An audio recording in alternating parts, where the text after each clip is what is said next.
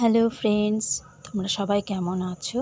আজকে বানাচ্ছি বাদামি আলু আর মটর পনিরের তরকারি। তোমাদের এই নিরামিষ পনির যাদের যাদের পছন্দ না, তারা একবার এরকম সবজি বানিয়ে দেখবে। অবশ্যই যারা খেতে চায় না তারা কিন্তু আঙ্গুল চেটে খাবে। এবার প্রথমে বোলের মধ্যে আমি বাদামি আলুটি ধুয়ে নিয়ে প্রেসার কুকারে দিয়ে দিলাম। এবার জল দিয়ে কিছুটা লবণ দিয়ে প্রেসার কুকারটি ঢাকনি লাগিয়ে দিলাম। তার আগের থেকেই আমি পনিরটি সেদ্ধ হতে রেখেছিলাম, যাতে পনিরটি একদম সফট হয়ে যায়।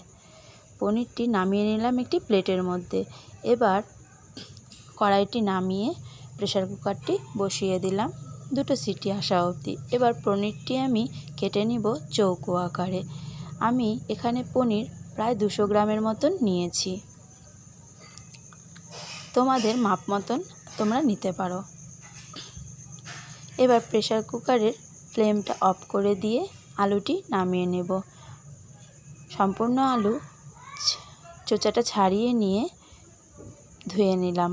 এবার কড়াইতে প্রায় 2-3 চামচের মতন তেল দিয়ে লবণ হলুদ দিয়ে লাল লাল হওয়া অবধি পনিরটা ভেজে নেব। এবার একটি প্লেটের মধ্যে নামিয়ে নিচ্ছি।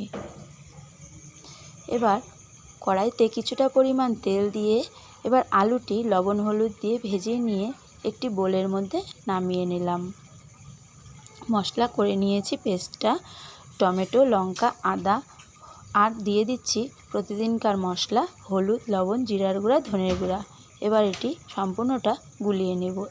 আবারও কড়াইয়ের মধ্যে 2 থেকে 3 চামচ তেল দিয়ে তার মধ্যে জিরা সম্বার দিয়ে আগের থেকে ভিজিয়ে রাখা মটরশুঁটি যাতে ফেটে না যায়, তেলের মধ্যে কিছুক্ষণ ভেজে নিয়ে তার মধ্যে বাটা মশলাটি দিয়ে দিলাম। কিছুক্ষণ মশলাটি কষিয়ে নিয়ে তার মধ্যে দিয়ে দিলাম ভাজা মশলা। আবারও কিছুক্ষণ মশলাটা কষিয়ে নিয়ে তার মধ্যে দিয়ে দিলাম বাদামি ভাজা আলুগুলো। ভালো করে কষিয়ে নিয়ে তার মধ্যে দিয়ে দিচ্ছি ভাজা পনিরগুলো দিয়ে কিছুক্ষণ কষিয়ে নিয়ে এবার দিয়ে দেব গরম জল যাতে ভালো করে সেদ্ধ হয়, তার জন্য গরম জলটা দিয়ে কিছুক্ষণ পরে ফোটা অবধি তারপরে দিয়ে দিলাম কুচনো ধনেপাতা। তোমাদের যদি ধনেপাতা পছন্দ না হয় তাহলে কিন্তু স্কিপ করতে পারো। তোমাদের কেমন লাগলো এই নিরামিষ পনির মটরের আলুর সবজিটি অবশ্যই কিন্তু কমেন্ট করে জানিও।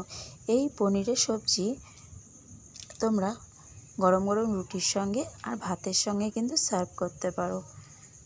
যদি তোমাদের এই ভিডিওটা ভালো লেগে থাকে তাহলে আমার চ্যানেলটি সাবস্ক্রাইব করে দিও। Thanks for watching.